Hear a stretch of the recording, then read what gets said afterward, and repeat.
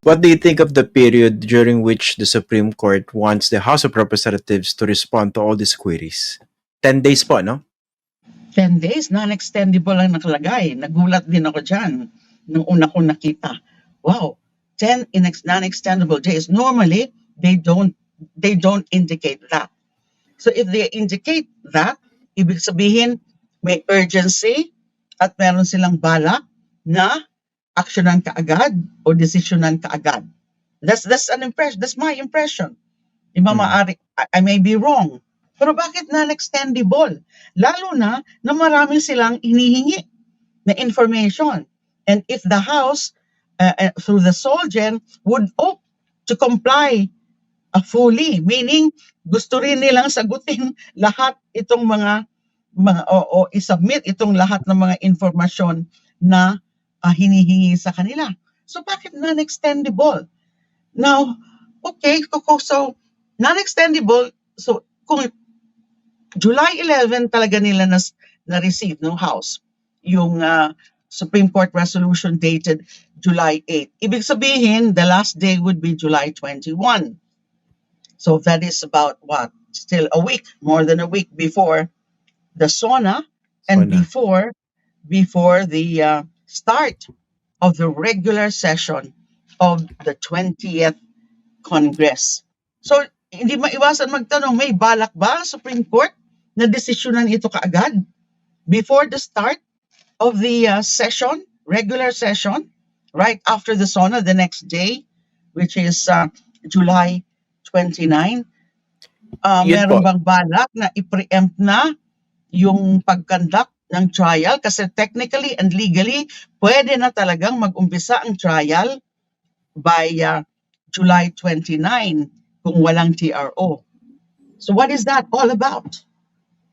Yan ang mga masyado lang, maybe masyado lang ako nag-overthink, but wala, hindi naman ibig sabihin walang basehan yung aking mga views on this.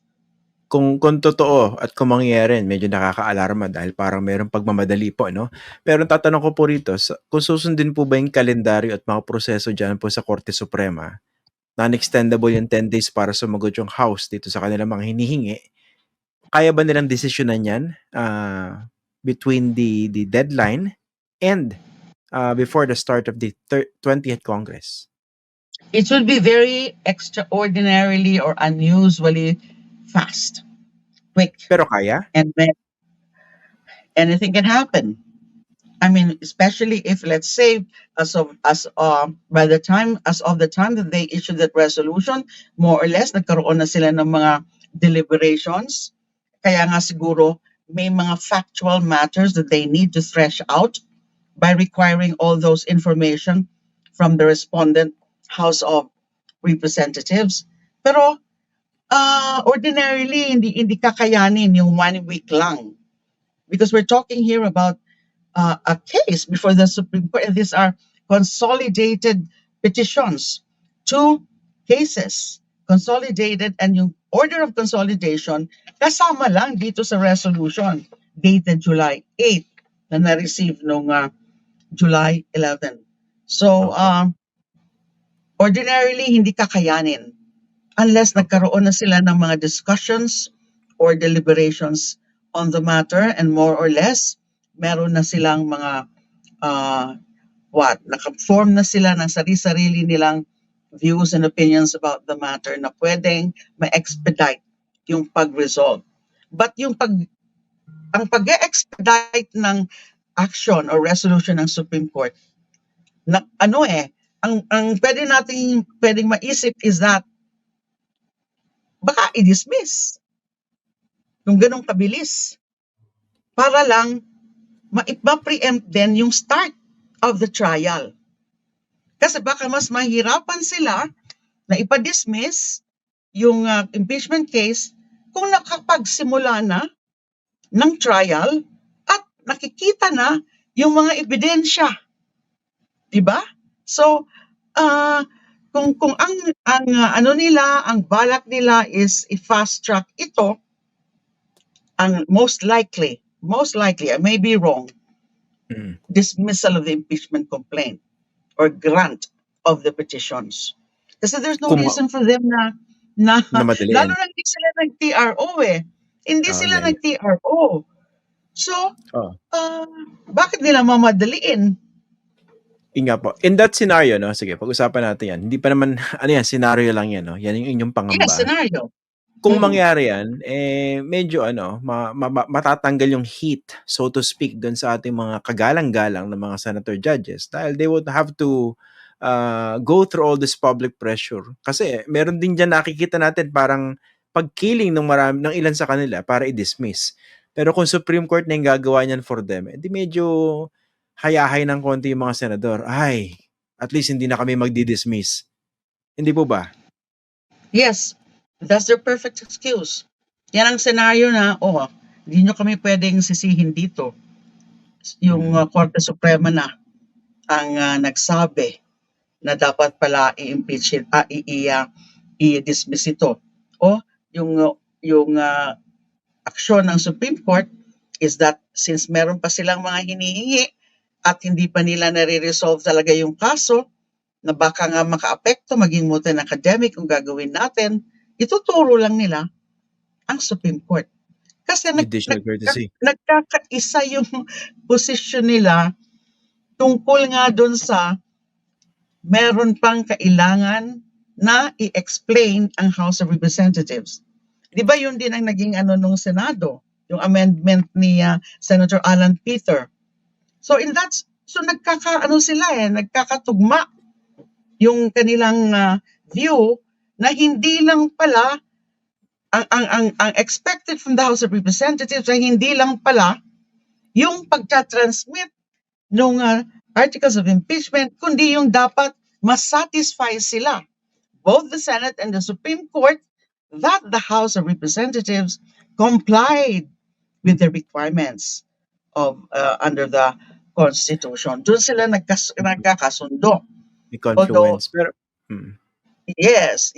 So, pero alam nyo, Congresswoman, prangkahan na lang tayo dito, no? Yun naman pagkilos sa ilang mga senator judges dyan. Basically, pinapahirap lang naman nila yung proseso because they're basically protecting the Vice President. Yun ang pagbasa ko dyan at ang marami sa ating mga kababayan. Kung mga nagkakalokohan naman tayo dito pag sinabi nating, totoo naman talaga yung gusto mangyari ng ilang mga senador. Talagang kailangan sundin yung proseso para merong due process talaga, no? Diyos ko po, kung hindi naman si Sara Duterte yung pinag-uusapan dyan, sinunod na ng mabilis yung proseso ng impeachment as it should be. Pero dahil takot sila kay Sara, yan, pinapahirap. They're introducing hurdle upon hurdle para hindi ma-dismiss. At yung binabanggit nyo nga kanina, kung Supreme Court na yung mag-dismiss for them, di masarap ang buhay nila. Kasi mas garapal po, hindi po ba, kung pagbotohan niya ng mga senador sa resumption ng session. Di ba? Pagbotohan, dismiss natin to dahil wala tayong jurisdiction o dahil hindi siya tumalima doon sa 1-year ban. Kawawa sila. Sila yung pagbubuntungan ng galit ng mga tao. Dito pag Supreme Court, sabi nyo nga, perfect excuse. Yun po yung tingin ko. Yes. Ganon din ako, Christian. Kaya nga, I'm really worried about this. This development is surprising, it's perplexing. Saka yan, yung mga binanggit natin kanina, including the non-extendable period given. I don't understand why gagawing non-extendable.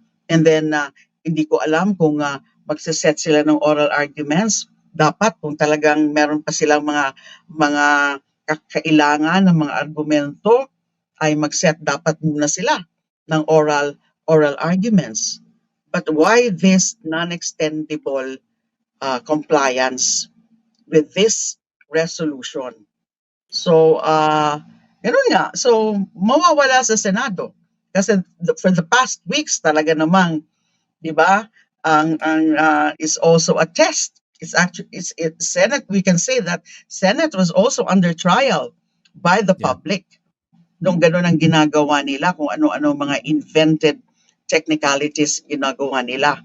Aside from the fact na hindi nga sinunod yung forthwith.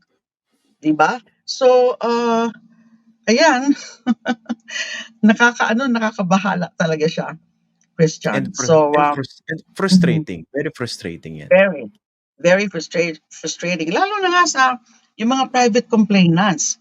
Kasi, okay, naghihintay talaga sila na ng action from the House of Representatives.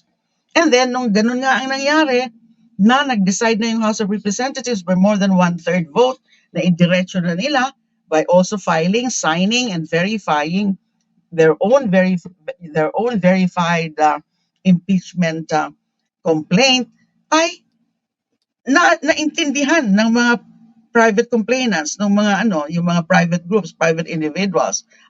Okay ang ginawa.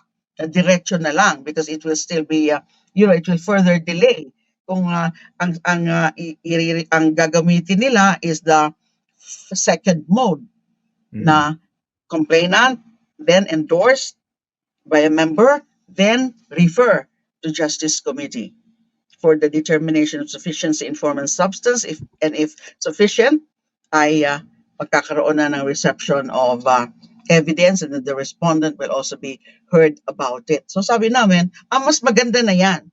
And anyway, if you take a look at the fourth verified complaint na naging articles of impeachment, yung kumuha sila ng mga grounds from those three complaints. And in fact, yung mga nag-endorse ng mga congressmen, for example, si Congressman Percy Sendanya, siya yung nag-endorse ng first impeachment complaint, pumirma din sila lahat doon sa fourth impeachment complaint. Si Congressman Sendanya for the first one, and then the second one by the Makabayan bloc lawmakers, and then the third one, dalawang nag-endorse. One of them is former Congressman Bordado, now Vice Mayor of Naga City. Based on the records of the House, all of these endorsers who endorsed those complaints by private groups and private individuals also signed yung fourth, yung verified impeachment complaint, yung one-third. Ayun. Malinaw. Ito, huling tanong po, no? So far, anong tingin niyo po rito sa momentum ng impeachment process bilang isang proseso ng pagpapanagot? Medyo nawawalan ba ng momentum or kahit pa paano nandyan pa? Ano po bang pagpulso ninyo dito? Nandyan pa rin yan. Pero yun na nga, kailangan uli maintindihan ng publiko kung ano yung mga nangyayari, kung ano ang mga nagiging developments. Na isa lamang ang pwedeng sabihin na ito ay ginawa na naman ng pwedeng hurdle or obstacle dun sa pagsisimula na finally dapat nung impeachment trial. So, yung momentum siguro, syempre, of course, on the part of the camp of the Vice President, they will think na ayan, ito no, initial ng kanilang triumph. Diba? Kasi nga, yung pinapapasa dapat na dismissal through Senator Bato de la Rosa are also the very same issues raised before the Supreme Court. So the fact na ganitong resolution ang lumabas from the Supreme Court and basically mirroring the stance of the Senate na humihingi pa ng proof ng compliance with the requirements of the Constitution, ang iisipin nila, this is actually favorable on their part. So yung momentum ng mga pro-impeachment groups ay medyo naapektuhan rin. But that should not really dissuade us from further pushing for the immediate start of the impeachment trial dahil nga yung pananagutan. This is all about pananagutan. Maghihintay na naman ba tayo ng 1 year kung halimbawa ma-dismiss ito? So ano yan? And mawawala na talaga yung momentum nun next year pag mag-delay pa further. Kasi kung i-dismiss, so barred tayo.